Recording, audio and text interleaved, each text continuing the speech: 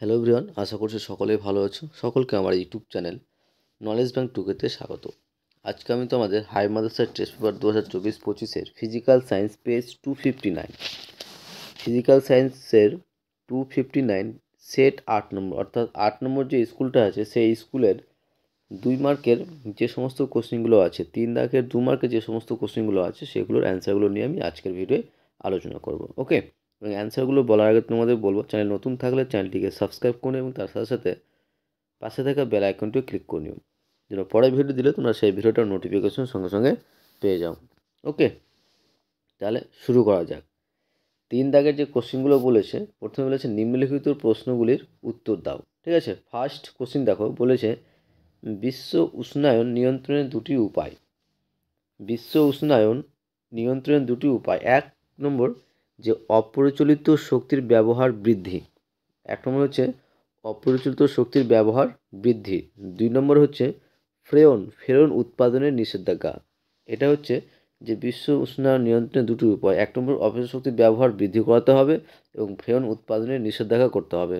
ওকে, যে ডিটেলসে পড়তে যাও তাহলে অপরিচালিত শক্তির ব্যবহার বৃদ্ধি বলতে যে অপরিহার্য শক্তি যেমন সৌরশক্তি, জোয়ার ভাটা শক্তি, বায়ু শক্তি, ভূতাপীয় শক্তি ইত্যাদি দূষক হয়, তাদের ব্যবহার বৃদ্ধি করে বিশ্ব উষ্ণায়নের মোকাবিলা করা সম্ভব। ওকে, নেক্সট 2 নম্বর যে ফ্রেয়ন উৎপাদনের নিষেধাজ্ঞা। ফ্রেয়ন ও হ্যালোন গ্যাসের উৎপাদন ও ব্যবহার বাধ্যতামূলকভাবে বন্ধ করা প্রয়োজন। এইগুলো করলে কিন্তু আমরা বিশ্ব উষ্ণায়ন যে নিয়ন্ত্রণের যে উপায় সেগুলো আমরা করতে পারবো। ওকে, নেক্সট কোশ্চেন দেখো, 2 নম্বর বলেছে এনটিপিতে কোনো গঠনের আয়তন 10 লিটার হলে 27% তাপমাত্রা ও চাপে গ্যাসটির আয়তন কত হবে। দেখো এই অঙ্কটা কীভাবে করে, দেখো যে আমরা এই সমস্যাটি সমাধান করতে গ্যাসের বয়লের সূত্র এবং চার্লসের সূত্র ব্যবহার করে যা মিলিতভাবে আদর্শ গ্যাস সমীকরণ থেকে পাওয়া যায় কি, যে P1 ইন্টু V1, অর্থাৎ P1 into V1 by T1, ঠিক আছে, is equal two P2 into V2 by T2। এই ফর্মুলা আমরা কাজে লাগাবো। ওকে, তো এখানে যা যা দেওয়া আছে দেখো কী কী দেওয়া আছে, যে P1 V1 এবং T1 হলো প্রাথমিক চাপ, আয়তন এবং তাপমাত্রা।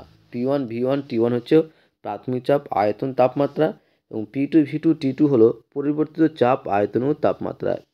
বুঝতে পারলে? এবং টিকে কেলভিন ব্যবহার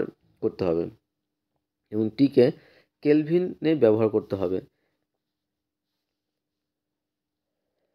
এবার দেখো যা যা দেওয়া আছে, প্রথমে দেওয়া আছে V1, কী দেওয়া আছে, V1 সমান 10 লিটার, T1 সমান 273 এনটিভিতে তাপমাত্রা, P1 সমান হচ্ছে P2 অপরিবর্তিত, আর T2 সমান হচ্ছে 27 প্লাস 273 সমান 300 V2 হচ্ছে অপরিবর্তিত আয়তন। তা সূত্র প্রয়োগ করছি। সূত্র প্রয়োগ বলতে আমাদের সূত্র প্রথমে কী ছিল, যে V1 বাই T1 সমান V2 বাই T2, এবং V2 সমান V1 into T2 by T1। তাহলে V2 সমান কি 10 গুণিত 300 বাই 273, আর V2 সমান তাহলে অতএব কী পাচ্ছি, যে 10 গুণিত 1.099 সমান 10.99 লিটার। তাহলে উত্তর হচ্ছে যে পরিবর্তিত তাপমাত্রায় গ্যাসটির আয়তন হয়ে যাবে তোমার কত, 10.99 লিটার। এটা হচ্ছে আমাদের অ্যান্সার। নেক্সট কোশ্চেন দেখো, বলেছে চার্লসের সূত্র থেকে পরম শূন্য তাপমাত্রার সংজ্ঞা প্রতিষ্ঠা করো। যে স্থির চাপে -273 ডিগ্রি সেলসিয়াস উষ্ণতায় গ্যাসের আয়তন শূন্য হয়ে যায়, এই উষ্ণতাকে পরম শূন্য উষ্ণতা বলা হয়। ঠিক আছে, তারপর নেক্সট, একটি অবতল দর্পণ থেকে 25 সেমি দূরে অবস্থিত একটি বিন্দু বস্তু থেকে নির্গত আলোক রশ্মি দর্পণে আপতিত হয়ে দর্পণের প্রধান অক্ষের সমান্তরালভাবে নির্গত হয়। অবতল দর্পণটির বক্রতা ব্যাসার্ধ কত? ঠিক আছে, তো এখানে যা যা দেওয়া আছে, কী দেওয়া আছে দেখো, যে বস্তুটির অবস্থান, যেহেতু বস্তুটির ফোকাস বিন্দু অবস্থিত, তাই ফোকাস দৈর্ঘ্য দেওয়া আছে কত, 25 সেমি। দর্পণের বক্রতা ব্যাসার্ধ, ফোকাল দৈর্ঘ্য এর মধ্যে সম্পর্ক আমরা জানি কি, R=2F। ঠিক আছে, এটা হচ্ছে আমাদের সম্পর্ক, যে বক্রতা ব্যাসার্ধ এবং ফোকাল দূরত্বের মধ্যে সম্পর্কটা হচ্ছে R=2F। তাহলে R সমান কি, তারপর 2 ইন্টু 25 সমান 50 সেমি, যেটা অবতল দর্পণের বক্রতা ব্যাসার্ধ। ঠিক আছে, অ্যান্সার হয়ে যাবে কত, 25 সেমি। নেক্সট বলেছে পরবর্তী তড়িৎ প্রবাহ বলতে কী বোঝো। অ্যান্সার হবে যে তড়িৎ প্রবাহের দিক নির্দিষ্ট সময় পর বিপরীতমুখী হয় তাকে পরবর্তী প্রবাহ বলে। আশা করছি বুঝতে পেরেছো।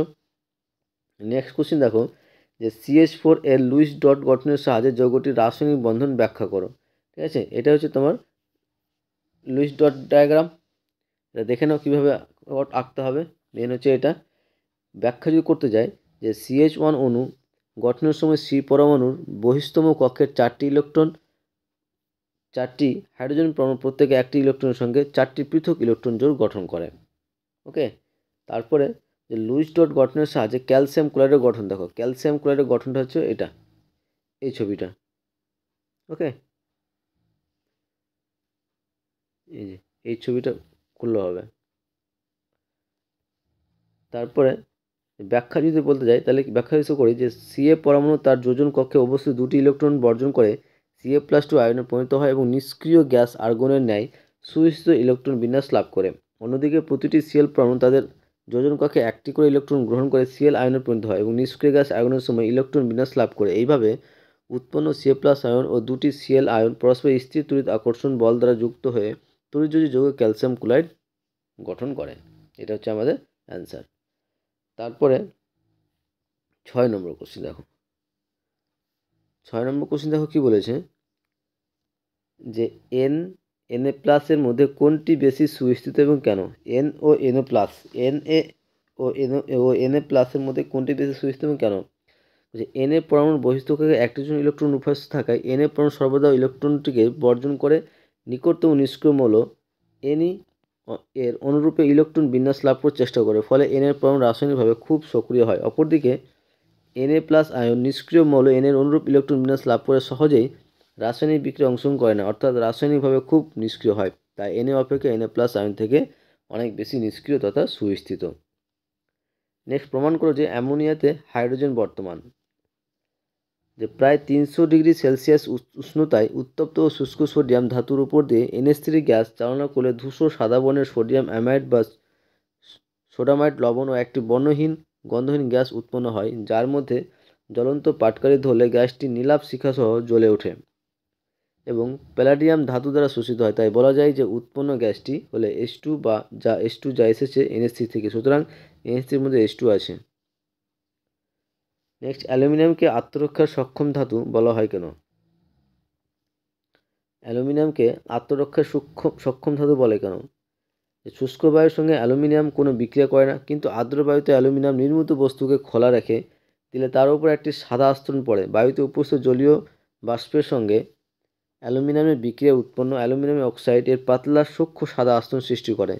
এই আস্তরণ অ্যালুমিনিয়াম ধাতব উজ্জ্বল নষ্ট করে এবং ধাতুটিকে আর্দ্র বায়ুর সংস্পর্শ থেকে রক্ষা করে, ফলে ধাতব পাত্রটি খোলা আবহাওয়াতে জারণ বিক্রিয়াজনিত ক্ষয়ের হাত থেকে রক্ষা পায়। এই কারণে অনেক সময় অ্যালুমিনিয়ামকে আত্মরক্ষার সক্ষম ধাতুরূপে অভিহিত করা হয়।